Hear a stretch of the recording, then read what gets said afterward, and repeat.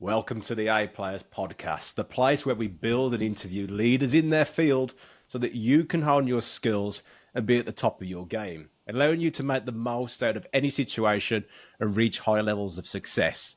I'm your host, Haydon, coach to very high income earners, and I'm on a mission to give everyone the opportunity to step into wealth by giving you the skills, tools, and actionable steps to get that next level.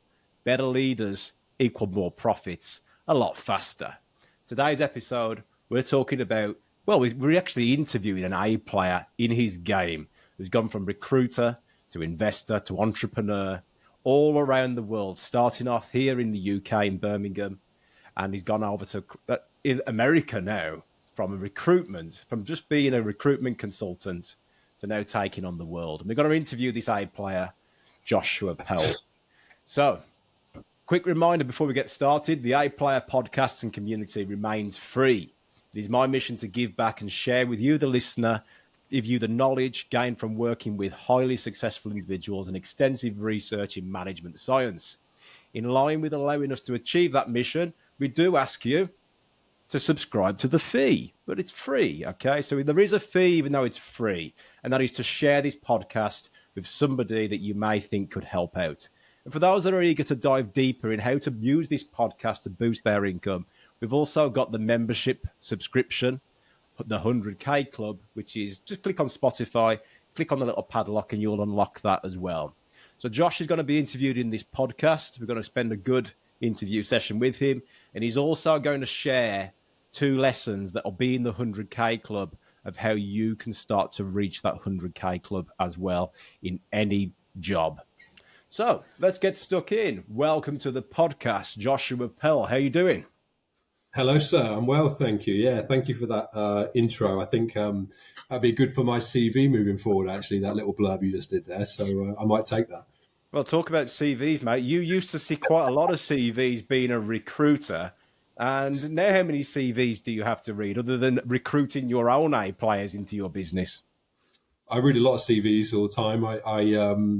It's still part of my job to read CVs, so I enjoy it. Actually, I quite like learning about people, and CVs are a good document to do that to start with. So my life, it revolves around CVs, to be honest. Today then you've got your CV on a podcast. So who knows who you will be inspiring to create awesome CV. So Josh, look, I used to work with you as a business coaching client. Yeah. When you started out. I'd like you to tell the listeners. So we've got over 1,000 listeners on the A Players podcast now. So yeah, Josh, would you like to give us a bit of a background about your journey? How did you go from working for somebody else as a recruiter to now taking on the world as an A player, and also sharing? It's not just about being that entrepreneur journey, because you hire people that make a lot of fucking money as well. So sometimes people say, oh, look, I've got to go on this business owner journey, this entrepreneur journey. But realistically, you can work for somebody else and make a lot of money too. Share with us your journey and what's your experience with what you've gone through so far. Absolutely, and I think sometimes working for somebody else and making a lot of money is a better route to go. It's certainly a lot less stressful. But I mean, should I start from the beginning, or? Yeah, but it depends what the beginning looks like. I don't want to know about when you. I won't go to when I was born. But, so I basically started off my career in recruitment when I was 16. I left school at 16. I had no qualifications. I got in trouble at school. I had a bit of a checkered past. So I left, and I was really fortunate that I got an opportunity to work in an accounts department of a recruitment agency. And I realized very quickly that was not for me. I say it sounds more glamorous than what it was. I spent 7-8 hours a day stuffing pay slips into envelopes. So that was my job for the first kind of like 2 years of my career. I quit that, unsurprisingly, and then I managed to get an opportunity to actually work on the shop floor as a recruiter. So I was actually doing recruitment when I was like 17, 18. Left there, went to Dubai for a bit. I lived in Dubai for a short period of time doing sales. And I came back to the UK and I joined a company called Hayes, which is the biggest recruitment company in the UK. But it was. I don't know if I had a bit of a torrid time recently, but it was the biggest. I'm not sure if it still is. was there for about 8 years. During that period of time, I became their national biggest fee earner in construction and property, which is my specialist area. I was the youngest ever director within the Hayes business. I had Wow. teams recruiting people in insurance, finance, marketing, property, construction, etc. Won a couple of National Manager of the Year awards and that kind of stuff. I had some good growth within my teams that kind of led me to that. So that was my journey at Hayes, really. So I loved it. I had a great experience, made some great friends, learned loads in that business. The time was right for me to kind of set up and do it on my own, basically. So I'd always had the ambition to run a company from when I was a child. Essentially, I was quite lucky. I was one of those people who always knew what I wanted to do, and it Yeah. was always to be in business. It was inherent within me. I wanted to run businesses, and that was kind of always my goal. So I left, set up my own recruitment business, Joshua Robert, in 2018. So we've been on a bit of a journey since then. We've opened into different markets, as you said. Got a great team working for me and Joshua Robert now. We've achieved some good numbers. Just done an investment deal, which I'm sure we'll talk about. And I've also invested and set up one or two other businesses on the side since then as well. So I say on the side, then one of them in particular is not really on the side anymore. Surprising how other businesses go fast once you've done your first one, isn't it? Absolutely. But I mean, my experience within Hayes really, was kind of what I suppose is interesting for this, and the part of what's interesting for this. But had a great journey there, and loved that environment really. But it was just the right time for me to set up and fulfill what I always wanted to do. But Yeah. So Hayes is an awesome company, and listening to this anyone listening to this podcast now, just to make it really clear, Josh, I know your journey within Hayes, and you met a lot of mentors and great managers along the way as well. So working for a company like that was a big part of your journey. Absolutely, and I was really fortunate. I was part of a great team when I started at Hayes, and some of the managers that I had there. One manager in particular who was so beneficial for me in terms of personal development, personal growth, as well as the professional side of it. I had some personal issues. I used to put way too much pressure on myself. I was very stressed. Lots of stuff that manifests itself in some people in ways which are not good, and I was guilty of that. He was brilliant for me as a leader. So I had I have, and it's a great business. It's a great business. They've got a great business model, great people in the business, great brand, etc. So Yeah. So what's really interesting, Josh, is that is it okay? Well, you'd be honoured to say this actually, but you did all this before the age of 30. I did, yes. Well, I was a director at Hayes when I was 25. So 25 and you was a director at Hayes. Now, we talk about interviewing fucking A players, right? There's a reason why you're on this podcast. Director of a leading recruitment company by the age of 25. Holy shit. Listeners, if you're thinking that age is you're too young for something like that, because we get quite a lot of listeners that watch this and on YouTube as well, Josh, they go, yeah, maybe when I'm 30, when I'm 35, that'll be my most successful years. But look, you've just absolutely debunked that belief. well, I think I came up again, being 25 and in that position with a big team of people to manage who are, in some cases, I had people who were 40, 50 years old, double my age in some cases. And that Yeah. comes with some real challenges because people are prejudiced against you for your age. In certain people are when you're their manager. Fortunately, I lost my hair when I was 24 and I had a beard that grew out when I was about 12. So appearance-wise, I could pass as a bit older. But I mean, it certainly comes with some big challenges when you're managing people that are older than you when you're that young. That was a challenge, but great learning experience.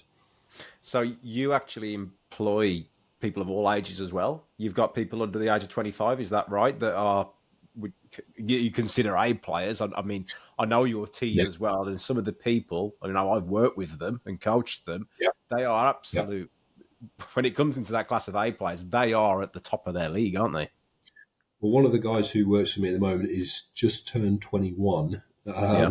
He's we've just put him into a management role. One of the most talented people I've worked with, and my view is that if you're good enough, then I don't care really about how old you are or anything else. Nothing else matters to me. If you can demonstrate delivery, and that you're capable, then why does anything else matter? And from a business owner perspective, my ultimate aim is to achieve profits, but also to have a great culture where people feel they're succeeding and they're able to develop. And I'm never going to hold someone back if they can deliver.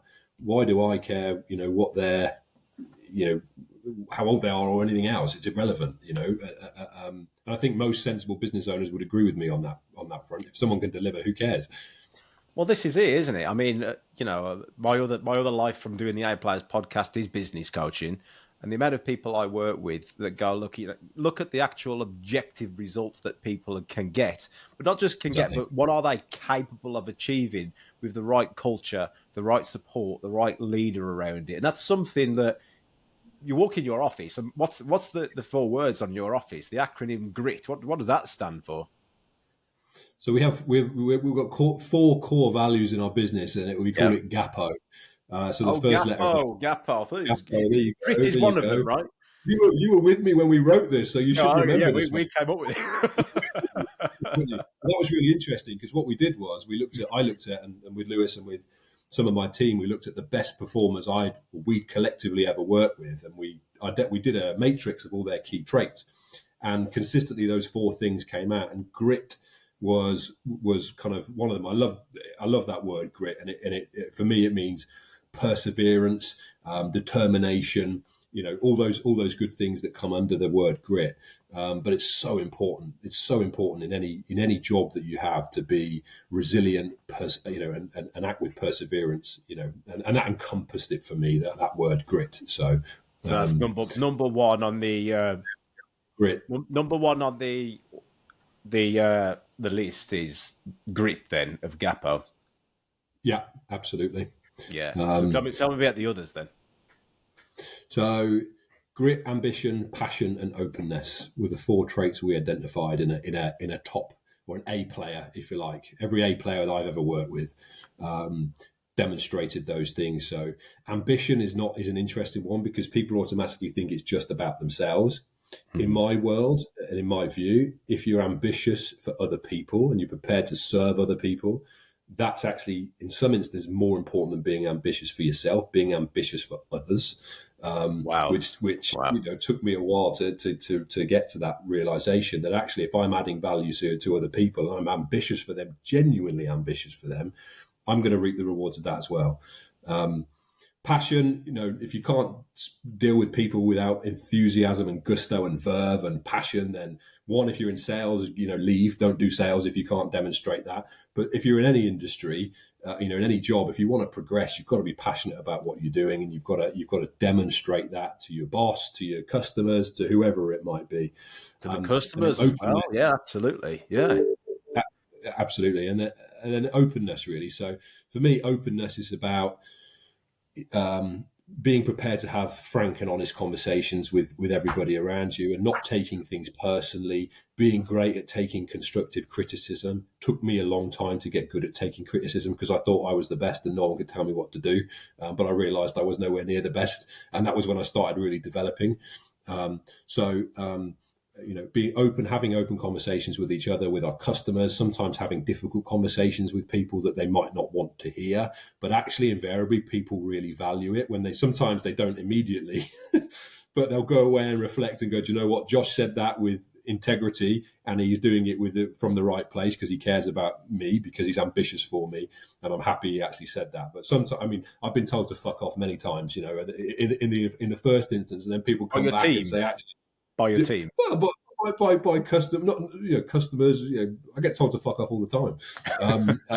But as long as you're coming at a conversation with the right place, it's coming from the Yes. right place, and you've positioned it in the right way, so people understand you're saying it because you care about them or you care about the situation or the process or whatever it is, and you can be open. It doesn't mean being rude; it means being honest. In my experience, that's always stood me in good stead.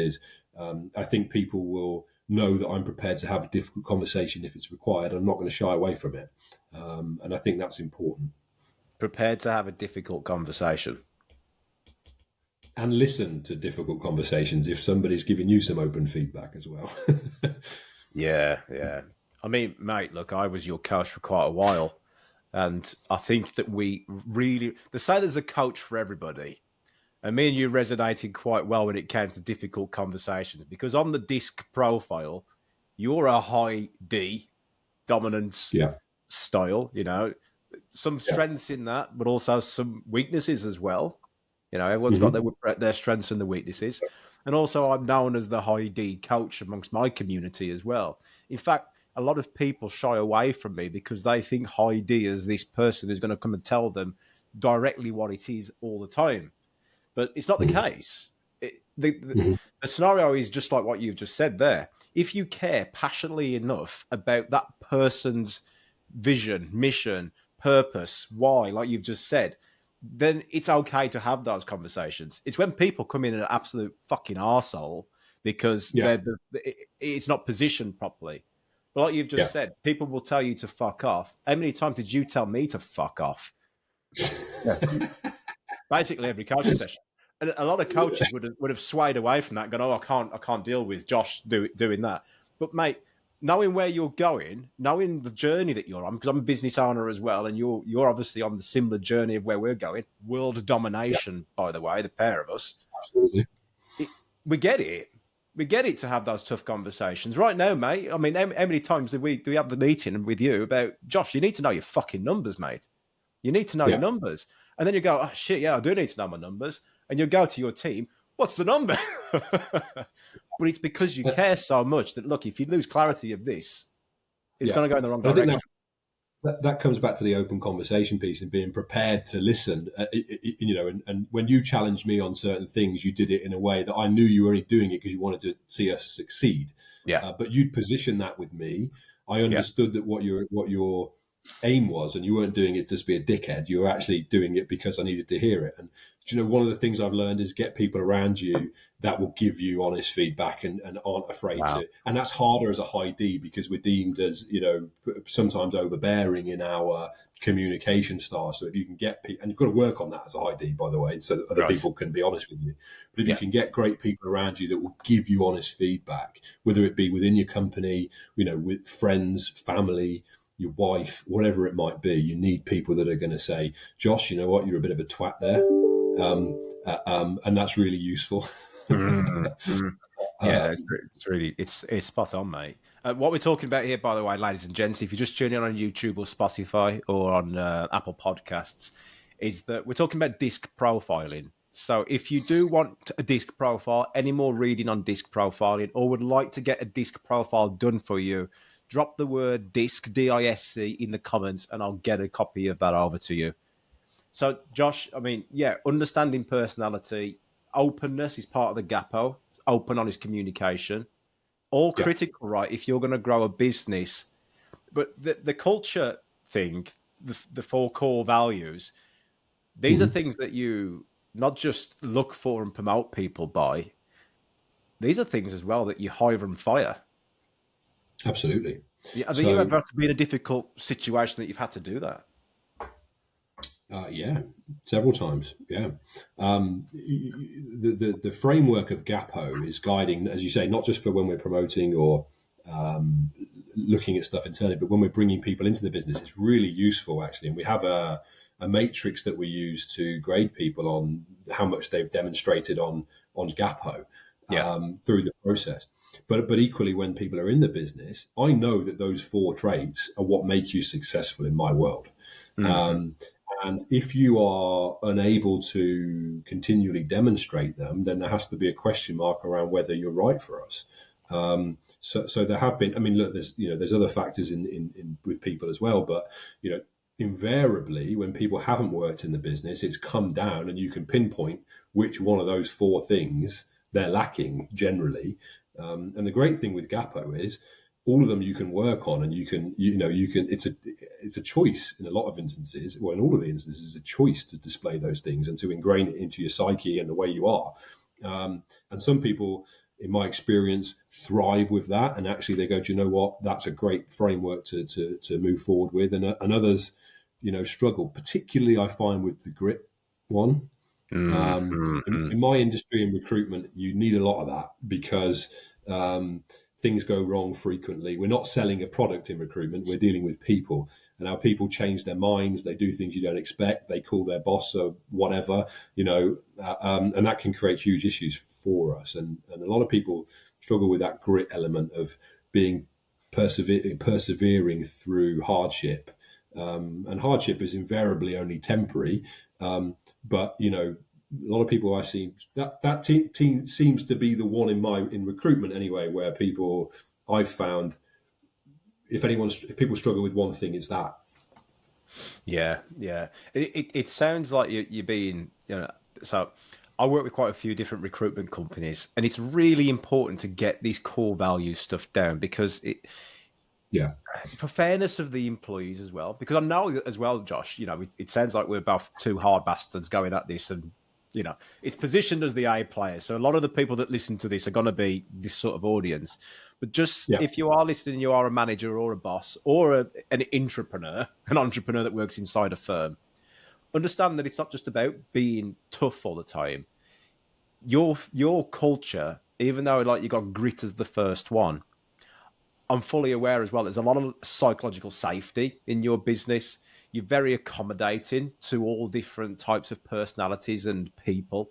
And, it seems like we're hard bastards all the time, but there's a lot of, you make them feel real. What's the word? There's a lot of emotional intelligence around it. If someone's having a tough time, you help them. Yeah. It's not like to get your calls done, go smash it. You're there to support people as well. Absolutely. Yeah. I mean, you have to feel safe in your job and in your environment. It's crucial for great performance that people are feeling loved, they're feeling happy, and they're feeling like they can have the open conversations. So, yes, grit is a framework for what we use. If somebody is struggling for whatever reason, it's not like, right, you're not showing any grit, off you go. The environment that we've got is we want to help people. We've invested in you massively when we hire you.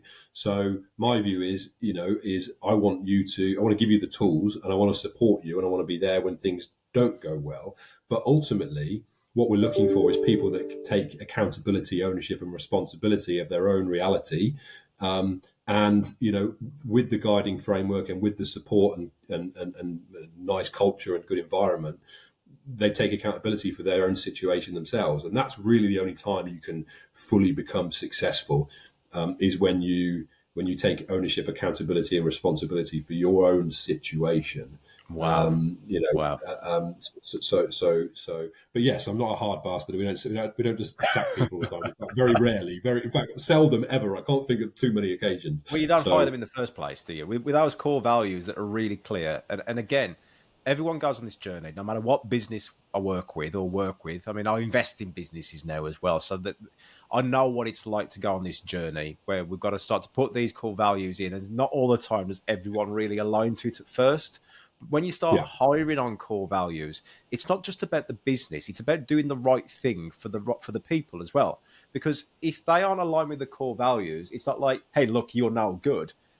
There's a better business for you to be in that might suit your core values. So the clearer a business is on the core values, there's loads of recruitment companies out there.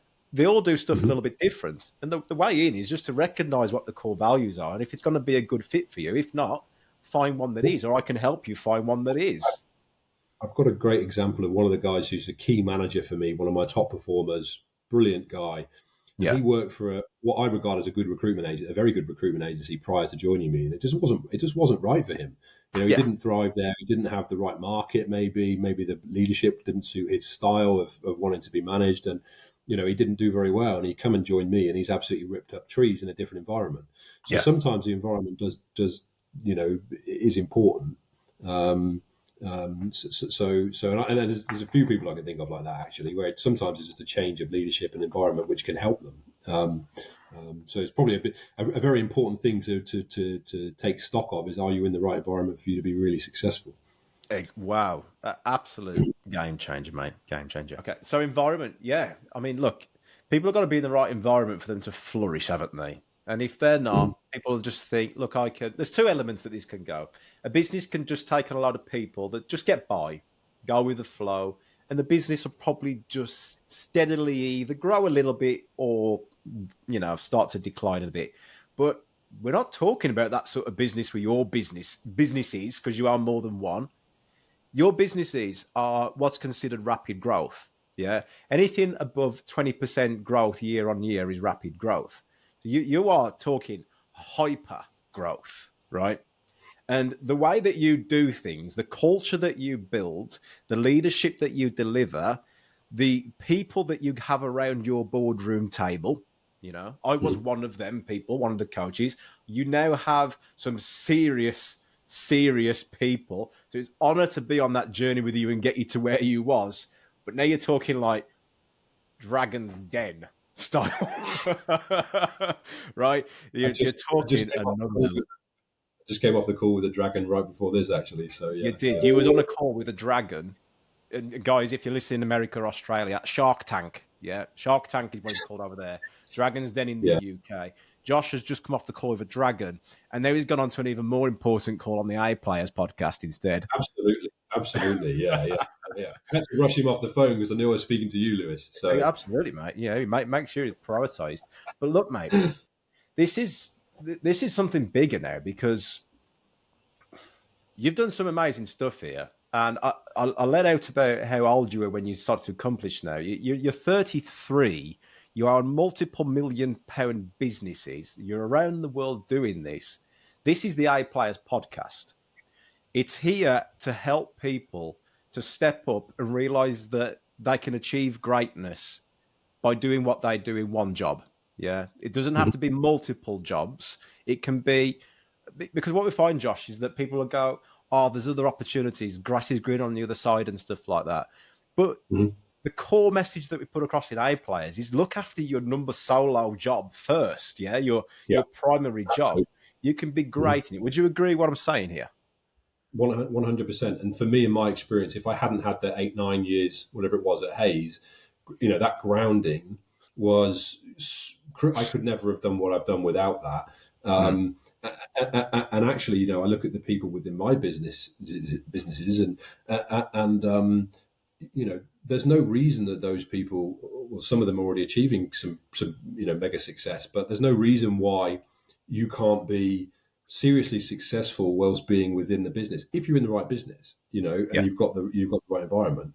But there's, for me, it was really hard to move on from Hayes, as I talked about, because I was seriously successful and enjoying that world. And if I was still there now, I'd still be very happy. So mate,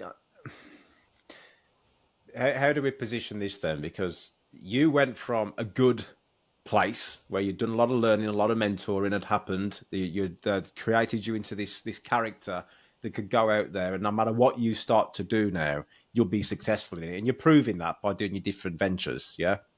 So they built this character that was this 20-year-old lad, 25 director. By 30, you were running your own business. What made you go from good to great? Because that was already really good. Why would you want to go out there and start all this shit and put yourself underneath the pressure of being a business owner?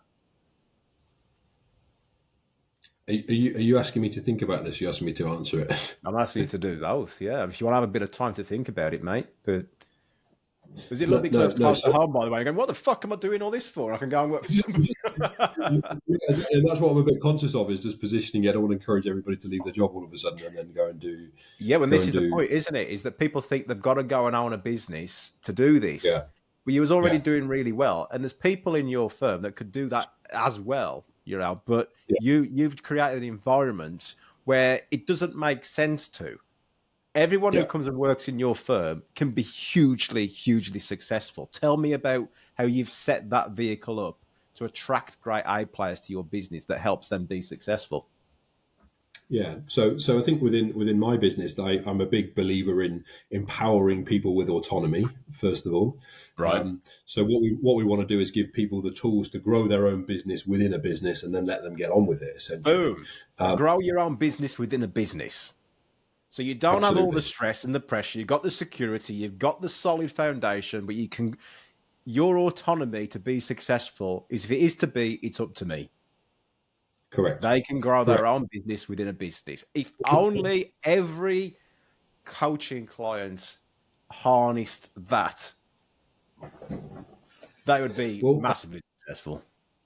I think that's the way that I've always ran the business, and how we, I want people to think like that. And from my perspective, they have absolutely the autonomy to grow their own business. I've got a good example of this, but if people can deliver, within their own right, then I'm not going to hold them back. We're a meritocracy in my world, and we promote and reward people based on delivery and performance. So if you're Yes. delivering and growing a business, well, let's talk about the next promotion. Let's talk about the next pay rise. Let's talk about how you get LTIP agreements or equity shares or whatever it might be within the business. Because I want you to come on this journey with me. I'm not here to create the Josh Powell show. I'm here to create a market leading business which hopefully creates multiple millionaires throughout that process, and gives people the environment to flourish without having all the stress and pressure and sleepless nights and God knows what else of actually going and doing your own business. I never discourage anybody to do that because it can be massively rewarding, but you really need to, if you really need to think about that, because there's a lot that comes with that, and if you're in a great position and you can really succeed in entrepreneurship, as Lewis talked about, as you talked about, mate, I had I felt I had that opportunity with where I was, I'd probably, in my employed life, I'd probably still be there. Yeah. Interesting. So you've set something up now because you saw a gap in recruitment where Yeah, they couldn't be entrepreneurs. yeah. I.e., to put it Well, in your words, you create multiple millionaires.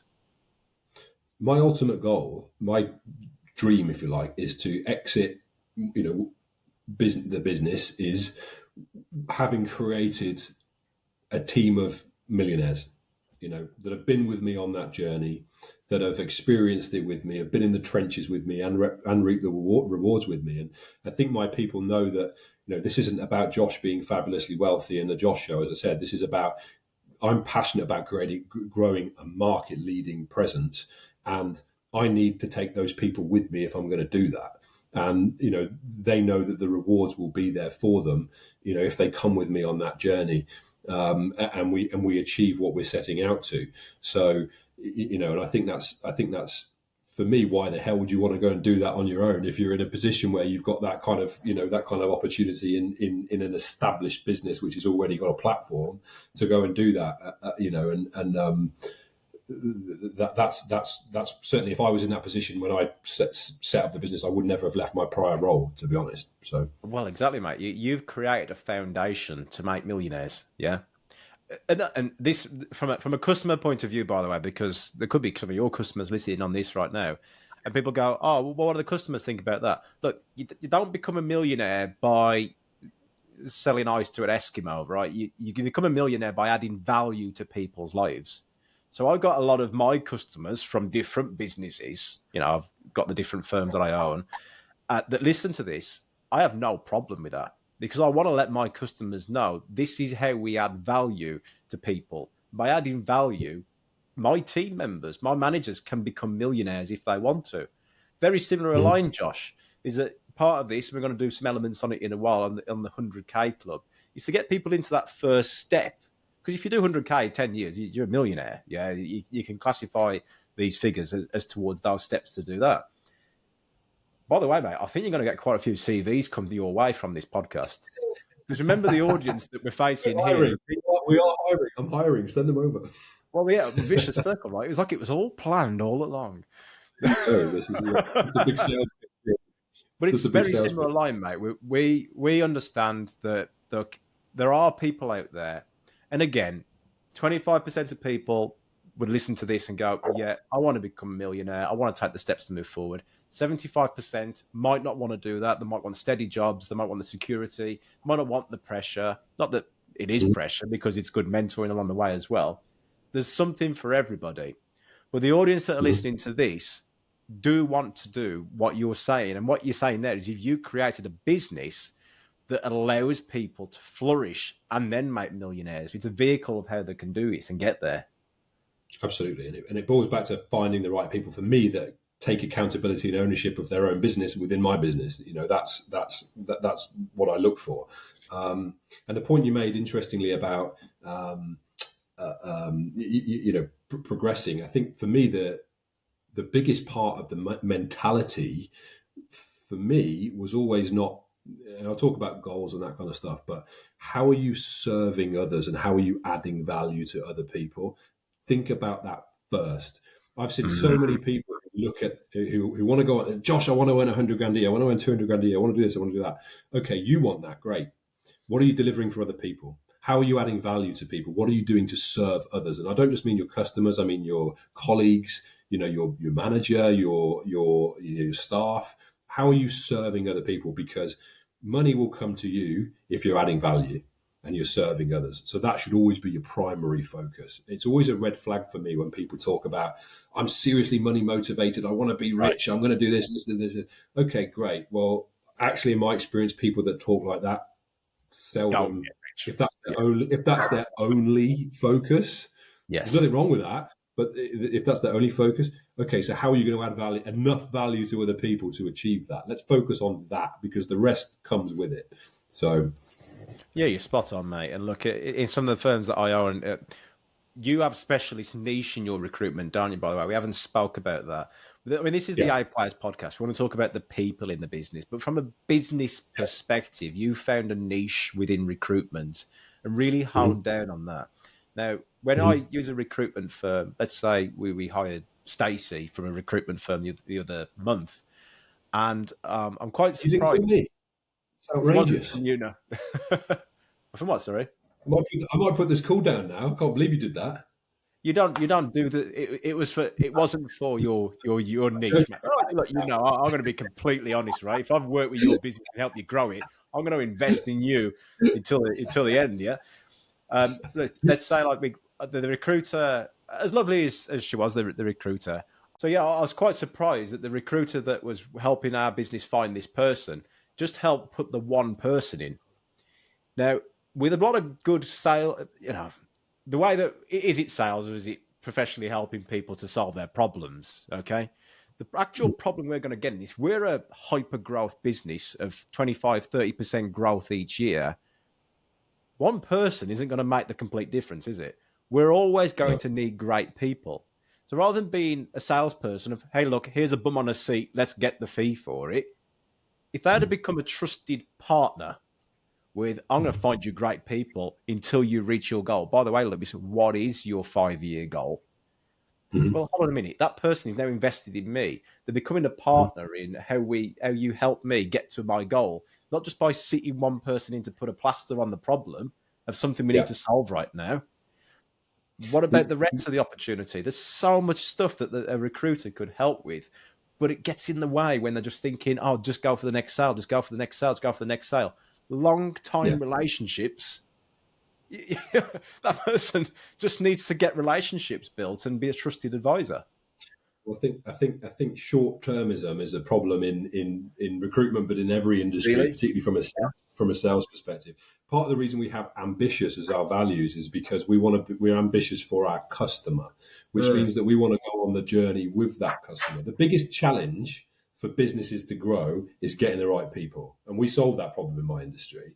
So we want to come on that journey with you. We want to understand the business, the challenges. Where do you want to be? I think having short-term view of, right, and I see this so often, it's one quick win now, great, on to the next one. No, let's build a proper understanding, a proper relationship, and let's actually work out how we can add value for the long run. I talk about becoming an extension of my customer's business. I want them to know if they want to enter a new market, if they want to, if they've got a challenge with someone leaving or whatever it might be, I'm there. I'm the person that they're going to reach out to, straight away. And I already understand the business. We've built up a great relationship, and I know the kind of person they're looking for. And they know that I'm doing it with genuine intent to help them. I'm not here for a quick win. And that's where the consultancy element of it comes in. Actually, what other value can I add to this process around just finding you the right person? Is it market intel, salary advice? It might be some retention planning in terms of how you keep people moving forward, progression planning. How can we add value beyond just the transaction of filling your vacancy and you paying us for a fee for it? That's what I'm hoping to do. And fortunately, through my career or through my business's lifespan, we have the majority of our businesses repeat customers. And what's great for us is we have, a lot of the people that I placed 7, 8, 9, 10 years ago as entry level people have now become directors and owners and whatever else. And they go, right, Josh has placed me in 4 of, I've placed them in 4 of their jobs. Right? I've placed them in every job in their career in a couple of instances. So they know that I'm not here just to make a quick buck out of them. I'm here to serve them and to find ways to add value to them for the long run. And that's how I think, the mindset should always be, particularly if you're in sales, but in internal functions in a business as well. How are you serving your internal customers? How are you making their lives easier? The worst thing you hear is that's not my job, or language like that. From internal suppliers. Well, that's the wrong mentality. How are you serving the people around you? Because that's how you're going to progress. Look, mate. I mean, what you're saying there, people listening in, especially business owners right now, and there might be other recruitment people listening in as well, and they go, yes, we know all that. Yeah, that's the lovely part. We know that our company does the same. We don't just sell to people. We're there because we care. Blah, blah, blah, blah, blah. I'm going to call this out right now. Bullshit. You think you know it. You've only seen the iceberg of it. But what it actually fucking takes is a lot different to when you actually go out there. I'm going to be really passionate about this, mate, because I see this, especially competitors amongst my businesses as well. And they will say, yeah, we care. We do the best thing. We do all this, and our people are doing all that. That is great listening to this podcast or reading it on paper. But when it actually comes to the point that somebody actually has to sit there and actually genuinely care about 100 calls that they're doing that fucking day, and then that's when we really see where the true essence comes out of it. Because they go, this is too hard. I've had a hard weekend. People aren't talking to me. They're saying it's about the price. Look, all that stuff, all that objection handling can be handled by reading these books. There isn't one sales book. There are thousands of sales books, and they're written for a reason. Yeah. So if you're not prepared to pick up a fucking book and start to read how you can get better at your job to take care of your own business within a business, go rewind and listen to what Josh just said, players. Listen to what he said, because he's actually doing it. And it's okay just saying, look, I'm going to write this down as a plan on a piece of paper. People talk about soft skills and hard skills, right? Yeah. The hard skills are the hard skills until the people show up. The soft skills are the hard skills when the people show up, because you've got to do it in a way that you've got to keep them inspired, motivated, and engaged for not just a week, a month, 6 months, for 6 years, a decade.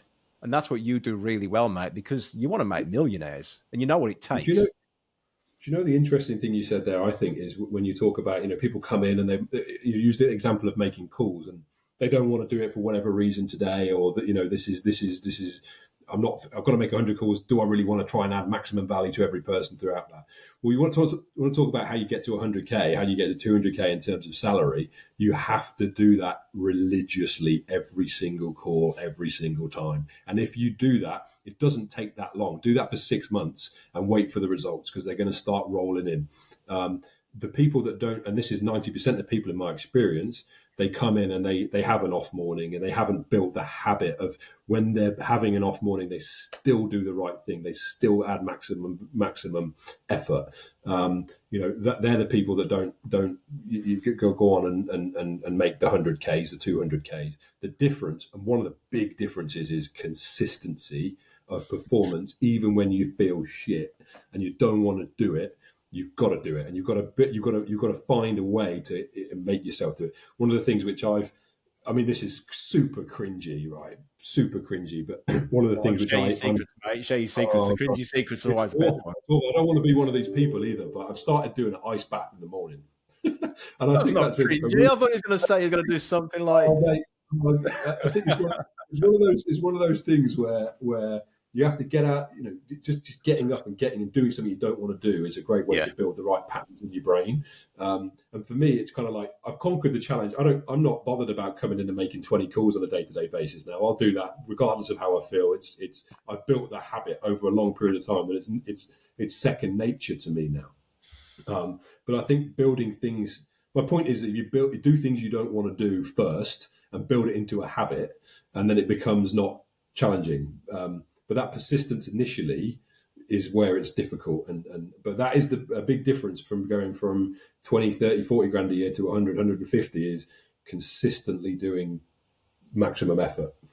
Yeah, doing the shit that you don't want, building that resistance part of your mindset, that resilience part of your mindset. I mean, Yeah. we could do so many different podcasts together, mate. We really could, because you're actually out there and doing it. Now, I walked into your offices. They're in the mailbox in the middle of Birmingham, the most prestigious place you could be in Birmingham. You've got one of the biggest office blocks there. And I say that you've got the office block, even though you've got like some offices on a floor, because you do own the office block. And what I mean by that is whenever you go to Josh's office, you'll see your salespeople walking the corridors with phones attached to their ears because they're just taking over. They need to be around the environment. They've got so much energy. They're moving around, walking around. And I was like, hi, how you going? And the salesperson walks by. I'm not even at your office door yet. And there's people like swarming the office block. And I'm like, yeah, this is Josh owns this building. Josh owns this building. Yeah, I mean, that's got us in a bit of trouble actually. But Go on, can we talk about that? Can we? we can, yeah. I mean, we have a lot of jewelers in our building, and where we're situated, and they obviously need to be quiet when they're on the phone. So we had an instance where, over a period of time, my staff are up and down in the corridor. They're on the phone. They're having banter with each other. They're selling. They're doing whatever. They're loud in the corridors because it's too loud in our funny environment. It's too loud in our room. It's too loud in our rooms. They have to go out. They're in our office. They have to go out and so they can hear themselves on the phone. But this one guy took real offence to the fact that we were in the corridor making a noise, and he came out and he actually took a swing at one of my employees. But the guy he took a swing at was not the guy, he's martial arts trained and all the rest of it. So probably not the guy you want to take a swing at. So he ducked the punch apparently and put the said to the customer, "Sorry, can I call you back in a second?" But we don't get violence very often. That's the one time I've ever seen that, and that person got thrown out the same day. The police came in, or it didn't. No one got hurt or anything like that. Not your people, yeah. the jeweler. Yeah. Interestingly, the guy got back on the phone and did the deal, so happy days. So your person was on the phone. Is that resistance? Is that resilient? That he has a few. Yeah. I'll call you back, mate. Just got something to deal with. Bang! Knock this bloke out. So where were we? Close the deal. That's it. Now we're talking A players, right? Now that's A player content right there. Love it. Multitasking. Absolutely. Josh, mate, absolutely brilliant. Like I say, there's plenty of stuff with these podcasts. They stem off in different directions. We had so much value to people. We've added value to business owners' lives today. We haven't spoke about your investor entrepreneur journey that much. We just spoke about you as how to build A players, really. But you as an A player, you are going places as well. Give me the next 10-year plan for Joshua Powell. What's the plan? Where are you going as an A player? What's possible?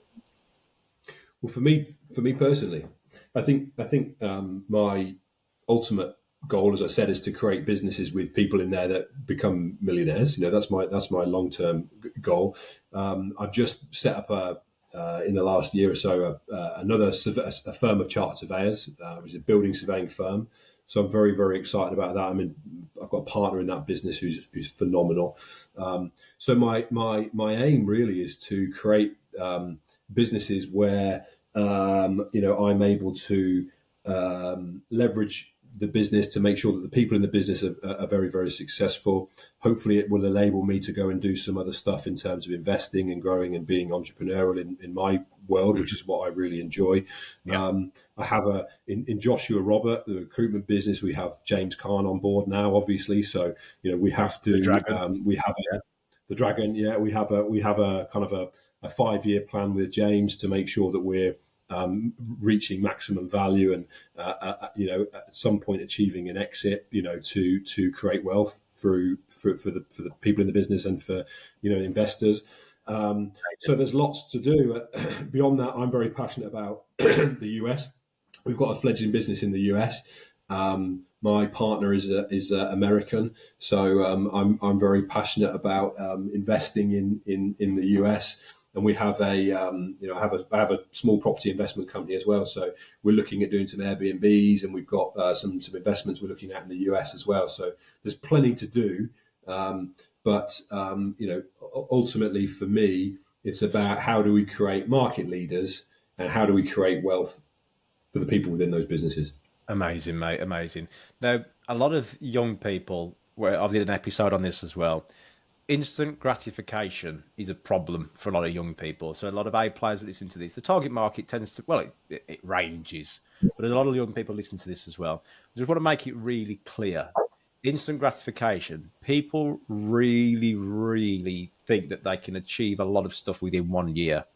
How long has it took you to, one, get the skills, develop yourself as an A player before you go on this entrepreneur journey? One of the biggest things for me is taking accountability for self-development. There's not a time frame on that because that's continuous. You have to do that continuously. That never stops. One of the biggest thing that gets under my skin when people come and meet me for an interview is I always ask, why are you leaving your current role?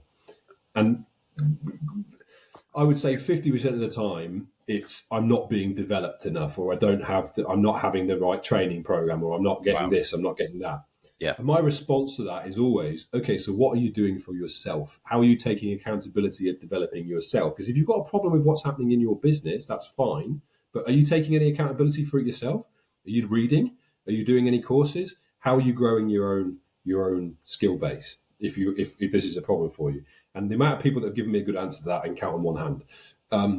But in terms of the how long does it take to get to that position? How invested are you? For me, I deleted TikTok, I deleted Instagram, I deleted Facebook. I got off all the stuff that's going to impact my mind. And when I get into home in the evening, I studied an MBA, or I read. I've just finished reading a book which was Rich Dad Poor Dad, which is brilliant, which I think you recommended to me. So I don't think there's a set time frame on it. I think it's more of a mindset. It's more of a mindset. If you've got the right mindset and you're continually developing and learning yourself and taking accountability for it, not waiting for it to happen, things can happen really fast. Things can happen really fast. For me, I got to director at Hayes when I was 25, and I'd created a business with, multi-millions of turnover within 5 years after that, and during that period, I studied an MBA for 2 years. Because I took my development really seriously. And part of that is I wanted to demonstrate to other people how serious I am about my own development, because if I'm doing it, then there's a good chance they're going to look at that and go, okay, well, I should be doing that too. So, that's, I think there's no time frame. It's a mindset. Flip it back on you a little bit. No, it's brilliant, mate. And this is it. But what I was, I totally resonate with what you're talking about there. It's like my brothers, mate, when we talk about that, because yeah, absolute right mindset. We must have. Well, I haven't done a DBA. I'm not quite that intelligent, but if I keep working hard, maybe one day. To be intelligent, mate, you just need to be a resistant fucker. I tell you, 5 years and not seeing. We won't go into it. Don't do it. We'll be called Dr. Lewis at the end. I'm looking forward to addressing you as doctor. Yeah. It's not far off, mate. It's not far off. But no, look, what I was saying here is that you spent the first 5 years. You could have gone to university and done all that stuff. You decided to get stuck right in, and you went in there. You learnt the stuff, and you've took all this mentoring from what you had at Hayes. If you hadn't have done the journey with Hayes for 5 odd years, would you have been able to go straight into business knowing what you know and straight away? Being the character. No. Right. Oh, well, there's no reason I couldn't have, but would I Yeah. have been would I have been successful in doing that? I don't think I would have been. I needed that grounding. I needed to understand how Yeah. my industry worked, how business worked. Lots of people do it and do it very successfully, but for me, no, I needed that grounding, and I also needed to mature, as a person as well through that period, Yeah. which Hayes did. That environment helped me to do. I knew from a very young age that it was inevitable that I was going to be successful, and I've always believed that. I genuinely believe that whatever I do, I'm going to be successful. I don't go into something unless I believe that. But from a time frame and learning perspective, it was the best thing I could have done. Best thing I could have done was do that journey at Hayes. It was brilliant from a So, learning perspective. so you Go on. carry on, mate. Sorry. Sorry, I interrupted you. I was just going to say. So, I took massive value from that basically. So, Yeah, look, and now Hayes' mission wasn't to create multiple millionaires. no, Yours is. yes, So if you took that much value from working for a company that's vision and mission wasn't to create multiple millionaires, but yours is, if somebody was to come and work for you for 5 years, how more successful would they be taking all the learnings that they could get from you, from just by being around you, by the way?